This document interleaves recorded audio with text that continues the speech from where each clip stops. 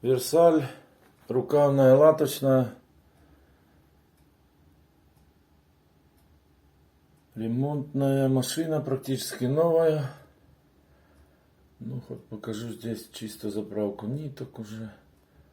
Здесь это заменил, там стойку промышленную поставил для ниток, нитки 30-ка, мебельные. Да, тут вот такие доработки. Видим, вот заправка ниток и узловодитель. Вытягиваем проволочкой. Игла бытовая с лыской.